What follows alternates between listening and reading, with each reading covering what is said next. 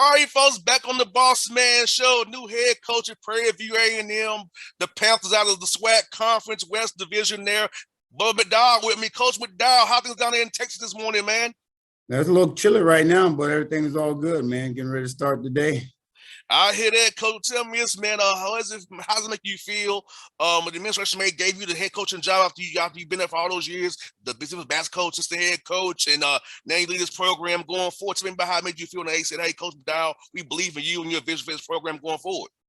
Yeah, I mean, it says a lot. I mean, it says a whole lot, and I was really proud and honored to receive that honor because, again, my ideal is, again, just to make sure that this program continue to strive forward, with these young men, and again, get back to the championship, then hopefully win it, next several years.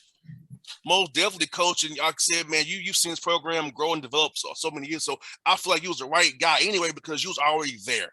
You saw the development. You saw what the work was put in. You know how things are working and running around the university. And the guys know you and trust you. And I feel that can help you in recruiting as well to keep some young men from leaving the program after the coach recruited them left. So you're there already. So familiarity with you as well. I feel like on so many levels it was the right move because you were there. You was comfortable to those young men. They can trust you already.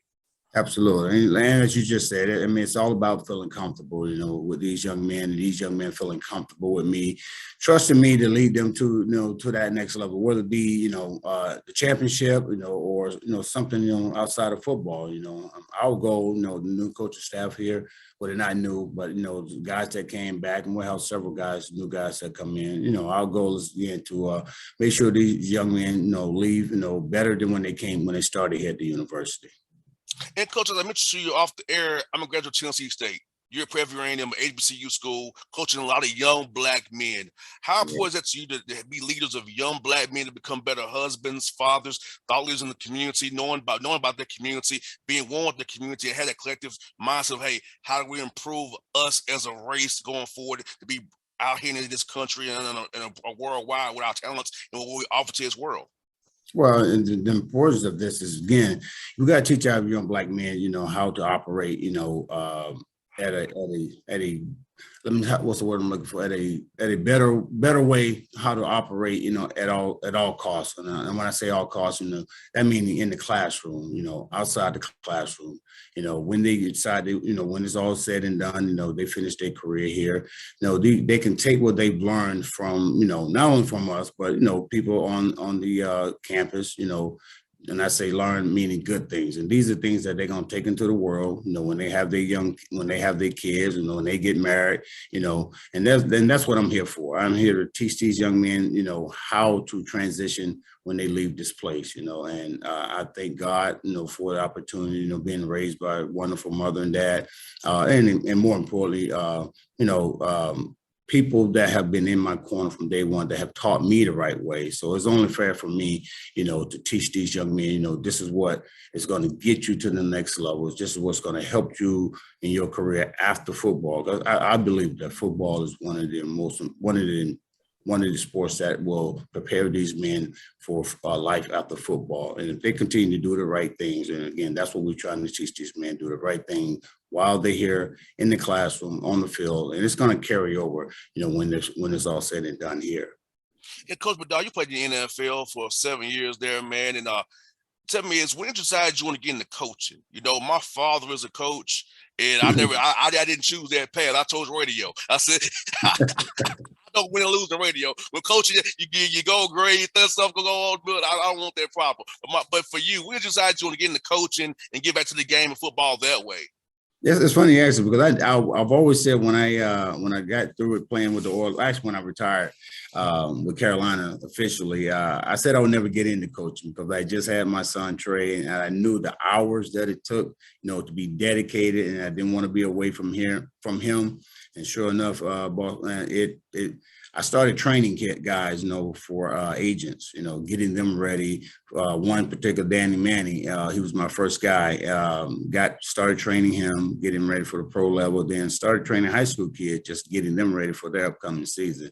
And then Alonzo Highsmith said, "Hey man, why don't you just try to go over and do a little coaching at TSU?" And nah. He said, "No, just try it." And then his dad, Walter Highsmith, asked me to do the same thing. So I jumped right into it. I said, you know what, let me just try it for a year. So I actually volunteered for the first 4 years of coaching. I volunteered over at TSU for 4 years. And man, after that, it was on after that. And I fell in love really probably the second year I was there. And then finally got on the staff with Steve Wilson, went over to with Coach Browse for a year, went back to high school, which I love at Willow Ridge, and then here. Yeah, because I'll tell you what, Coach, a lot of guys, like you said, man, once you retire, it's like either jump in or you jump out, you toe in, once you get that toe back into it, man, competitive juices still flow. Once you, even for me, when I'm around the football field still, I feel like, oh, I want to get back out here again. Even though I'm just here doing a radio gig, but I still get that urge a little bit, like you want to get, I like the guy running Russell Routes here real good, Right. So it hits you. Yeah, it was like you said. I mean, and again, it was one of them deals we talked about earlier. Oh, teaching these young men, and that was one of the things I thought when I got into it. I'm like, man, I can be, access to these guys. You know what I'm saying? And I always just tell guys once I got into it, probably my probably my 6th year in it, and I started telling NFL guys, man, you guys need to get into this, man, because I think these guys can hear a lot from you guys. They can learn a lot from you guys. And I was trying to tell a lot of the NFL guys at that time, like, if you're not coaching, man, try to give back to these young men, whether it was in college or whether it was in high school, because they can learn a whole lot, and they needed it at the time and still need it. Most definitely, because I could tell you this, Coach, without football, I wouldn't be talking to you today about football. I grew up with not so great means, so for me, having time to play football got me out of the hood, per se. So I know that the game gave me opportunity to do something I'm not a certain level like some of my friends are still stuck in. So I feel like, the game gives you opportunity as well, having young coaches who want to mold you and tutor you and give you that guidance. I mean, it's so important. I'm a poster boy for what a coach can do for a young man. Absolutely. And again, there's nothing being that poster boy for young men, because again, they're going to learn, they're going to see, they're going to do what you do. And like I said, my ultimate goal is to teach these young men, to be the best that they can be when they leave this game. Because as I tell them, hey, not all you guys are going to make it to the next level. It's that 1-2% that's going to make it, although I say, hey, you know what, you still have a great opportunity with the USFL coming back, the XFL, and all the spring leagues, But at the end of the day, it's about how you prepare yourself, in those classrooms, out on the field, which again is going to help you when you transition from the sport. Exactly, because my degree is in business, Coach, in psychology, and African studies. So I feel like, I'm using my degree in business right now in psychology as well, because being on the radio, you have to deal with some whacked out guests sometimes, Coach. You have to kind of navigate the waters. Yeah, absolutely. Keep them on the right path when they go off the wrong path on you. Absolutely. And again, it's, it's about, again, teaching these young men responsibility. Everybody come into this football arena with different ideals, different responsibility. And it is our duty as coaches, to get these young men right on the right path. And Coach, man, what is your ideal young man for your program? What's going to be your pillars of your program for a young man to come in and say that's the right fit for us going forward? Well, first and foremost, academically, they got to be able to handle academically in the classroom. We here at Prairie View, have a high standard, a great standard, and they have to come in here and, most importantly, get it done in the classroom, and then secondly, get it done out in the field.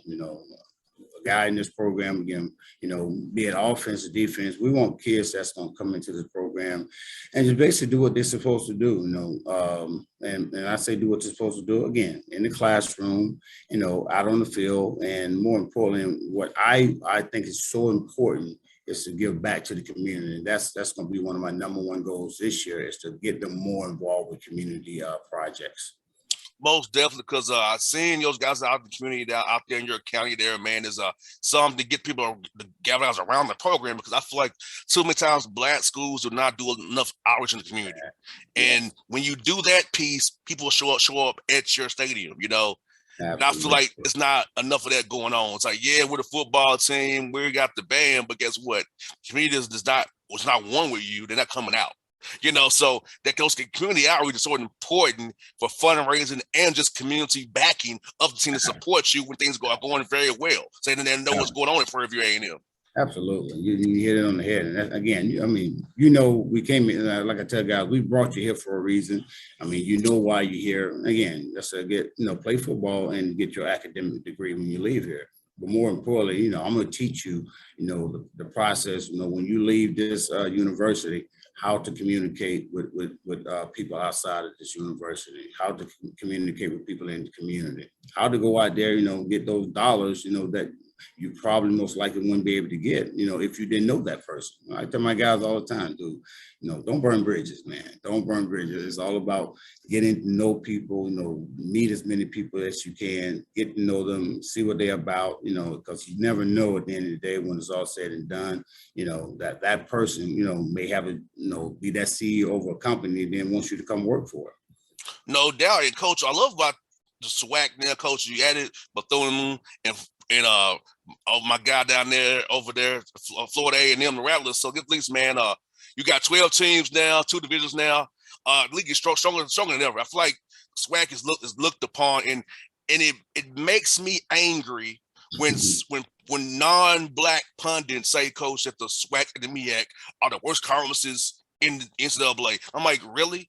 Oh, on what basis? You know what I'm saying? Do you watch what's going on in those 2 conferences?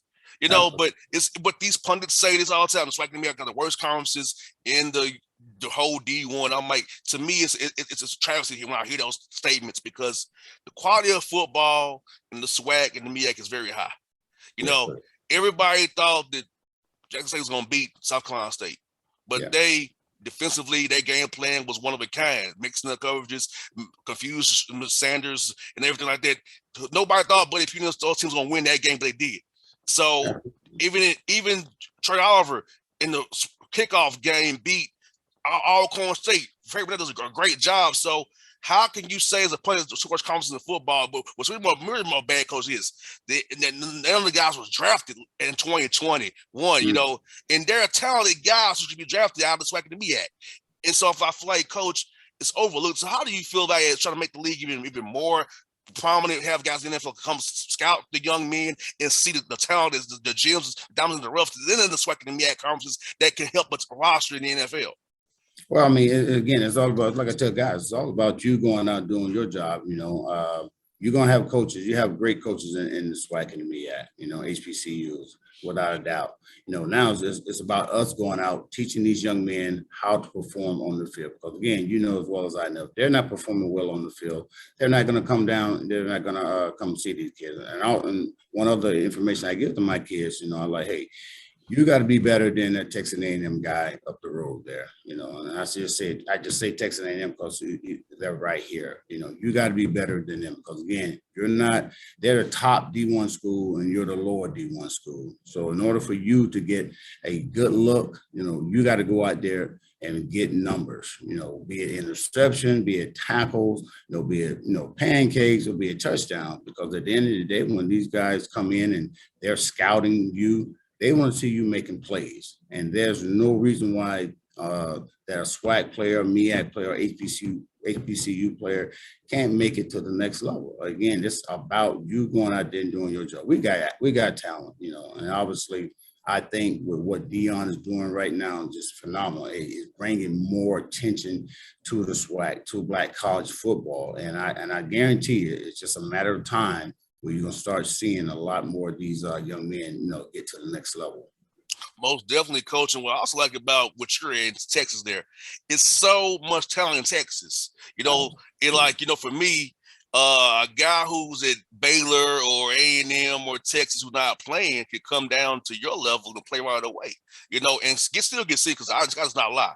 Talent you will be found, right? So I feel like, being where you are, you have an opportunity with this transfer portal to get guys who go to these schools and don't get to play. If you come down to your level and be a world beater in the SWAC and get to the league that way as well. Absolutely. And again, you want those guys, again, you want those young men that are coming from that portal to help you out. But, my philosophy is I'm not going to hit that portal real hard because, again, I want to be able to teach these young men that are coming up. I want to get these young guys, and then I want to be able to continue to build. Only thing is with that portal, to me, is that, again, you get them guys in for 1 year, and then they out, and then now you're not building that camaraderie within your team. So again, when you go into that portal, you just got to pick and choose, at that particular time, what is your need, because again, it can help you or it may not help you. But I love it. I love what the portal has done, to Black college football. I mean, because again, now it gives us a better chance to compete. Most definitely, and that's what the whole thing about it is, trying to compete as well and be seen. And I would love it. I would love to see the Atlanta Cats to come back when my school play FAMU, but I know it's probably not gonna happen anytime soon. But I miss those games, man. And I hear the word of the street is TSU may come back to the SWAC based on what I'm hearing. So it might happen that way anyway. But what's fun about it, coaches, in the SWAC every night it's a fun night, and every game, every statement's a fun game. The band, the camaraderie, the pageantry. It's just seeing Black excellence out there in that on Saturday afternoon, Saturday nights, man. It's fun. Let's talk about the environment for our listeners here in Atlanta who don't really understand how the SWAC operates, how those game days are, and those trips are. Tell us fans about that, coach, as well. Man, the Black experience here in Black college football is unbelievable. And again, if you have not had a chance to get out and see it, please, at some point, make it a date to get out there and see it, because you'll be totally shocked when you get out there. Just we just having fun out there. And like I said, especially when the bands get out there. I mean, it's been at sometimes at halftime, when we finish talking, to the players, get in there, get out, tell them what to do, what we see wrong. We get back outside and stand on the ramps there and watch the band, because again, that's they're one of the groups that brings the fans out that people want to see, want to experience, and man, and they be jamming, guys. I'm telling they be jamming, because again, it's I remember when I first got here, when I first started with Texas Southern, I had no idea it was like that. Them finally getting out there and just watching the band perform at halftime, man, it was. I mean, I remember several times it just kind of gave me chills, just seeing how they perform out there. And I think that was one of the reasons why I wanted to stay on the Black college level as well, because again, just the camaraderie, seeing how people do what they do and do it to the highest their ability, man. It's fun. 100%. That coach, being a former NFL player, how's the game changed for you since you got out of the league in 1995 with Carolina back when that was a expansion team almost, I think it was, in 1995 there. Tell me, how's it changed in your eyes, the game on the NFL level so far? Well, I think on the NFL level, I think the game has changed. I know for a fact, as well as I do, they're bigger, faster, stronger. Absolutely that. But yeah, I think the biggest deal is the way we tackle now. I think the tackling has gone down tremendously. People say, I hear people say, "Oh, they don't know how to tackle." Well, I don't know if they don't know how to tackle. I think it's just how they're trying to tackle in order not to get penalized. Because now you remember back in the day when we was there, certain hits, counted. But now these days, football, you do a certain hit, boom, you're out the game. And I think that kind of, in the back of a lot of guys' mind now, especially DBs, that, how do I hit? When do I need to, strike? Because it has gone to the point where, if I'm going in there full speed, and back in the day, I'm going in not even thinking. Now is going in thinking, okay, oh, shoot, should I hit him like this or should I hit him like that? And then that calls for you to either miss a tackle or not get that big hit. So it has changed a lot, but I love the way it's going right now, because, again, you're just seeing so many athletes, having fun. I think that's one thing too that I love about it. Now they're giving these guys the opportunity, or letting them, celebrate. That's one thing I love now seeing with these young men, man, is how they celebrate after a big play. The dances, the things that they do, and it is crazy, man, and I love it. I love when they go to the end zone and they get group dances. I love that. End zone time. Let's go get to the group dance. Let's go. It's fun. I mean, it's exciting to see when they do that, man. I love it. I can't say enough about it. Just that part of itself has changed the game, man, and it makes it just fun to watch. Now, I'm very younger than you are, Coach. I got to play on field turf and grass. You got to play on the hard astroturf. Tell me, how was it to play on that hard concrete with a little carpet over it, because field turf has its advantages and disadvantages too. But playing on that concrete is something different.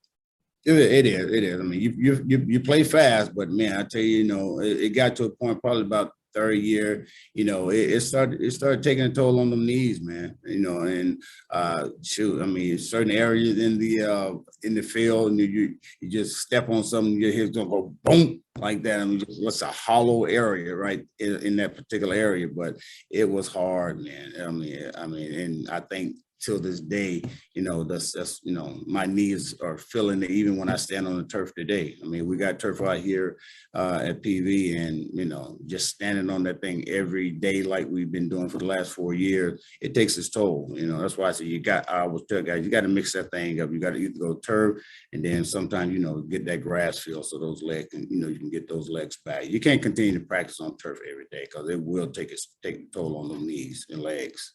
100%, Coach. Well, Coach McDowell, thank you for your time today, Coach. It was fun talking to you again, for the chatting with you down the road, man. Build a relationship with you going forward, my brother.